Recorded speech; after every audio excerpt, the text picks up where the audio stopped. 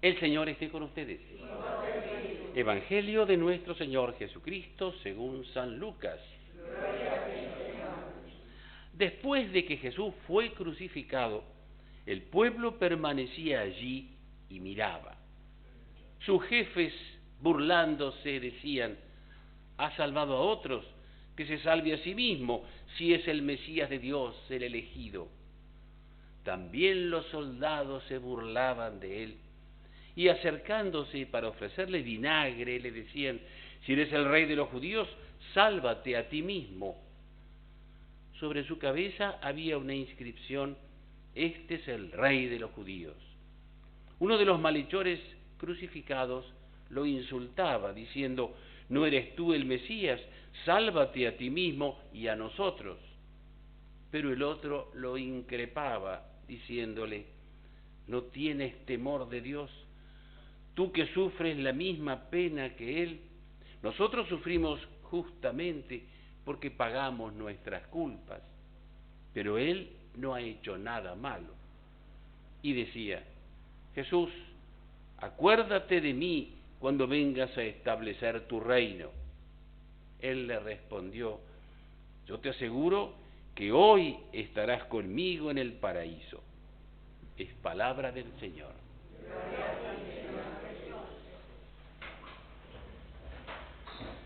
Yo que ustedes, jefes y soldados, no me burlaba, porque resulta que ese crucificado que tienen delante, tan humillado, despreciado, abandonado, resulta que es el Verbo eterno de Dios, que se hizo hombre y, como dice San Pablo, resucitó de entre los muertos a fin de que tuviera la primacía en todo,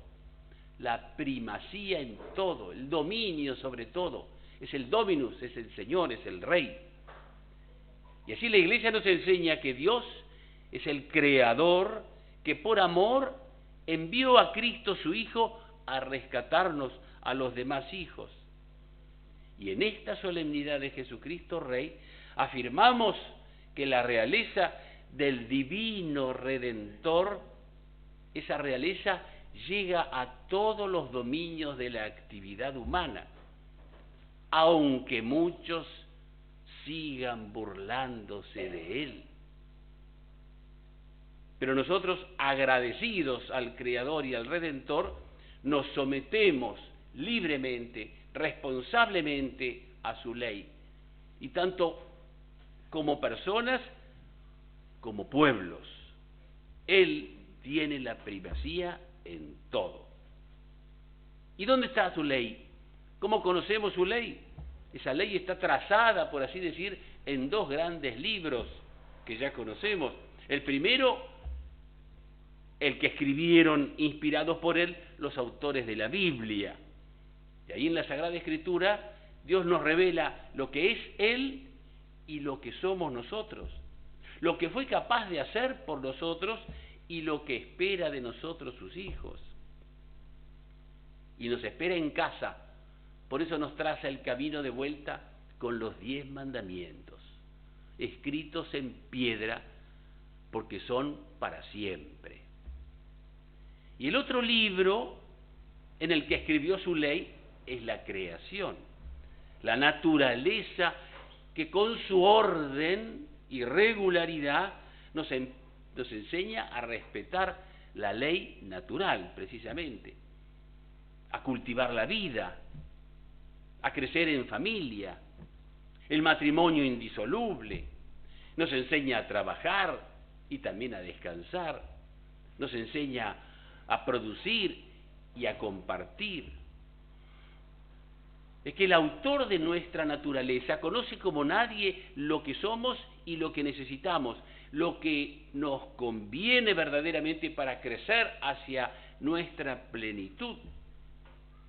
Repito, como personas y como pueblos.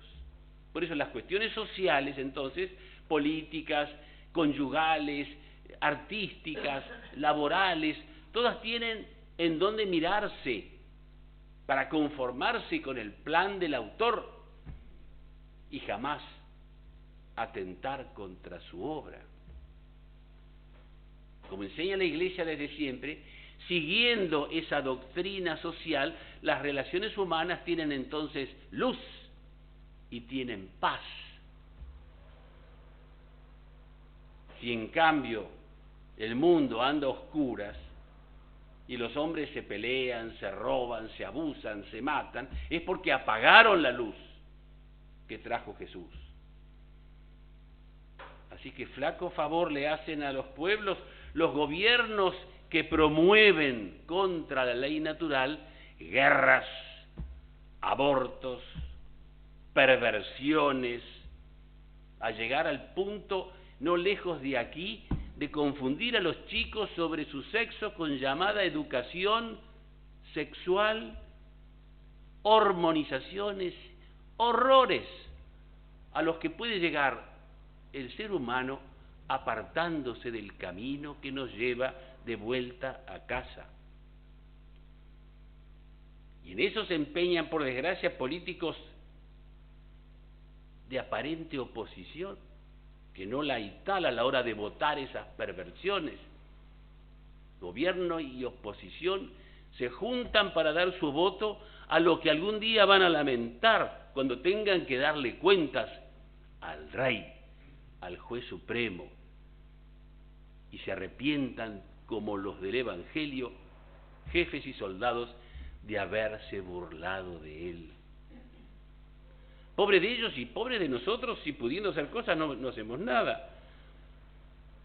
Lo menos que podemos hacer es hacernos eco de lo del salmista. Digan a las naciones, el Señor es Rey. Digan a los pueblos que el Señor es Rey. O como decía Juan Pablo II, parlamentos, ábranle la puerta al Redentor. Pero siempre lo primero es que reinen cada uno con su gracia, que reinen nuestras inteligencias porque conocemos su doctrina, que reinen nuestras voluntades porque cumplimos su voluntad y seguimos los mandamientos, que reinen nuestra vida entera porque tiene la primacía en todo y nosotros empezamos por reconocérsela y decirle, como decimos en la misa, tuyo es el reino, el poder y la gloria por siempre. Que la Virgen nos enseñe a ser como ella, que proclamaba a los cuatro vientos, como en el Magnificat, las maravillas que Dios hizo en ella y que Dios quiere hacer en nosotros. Que así sea.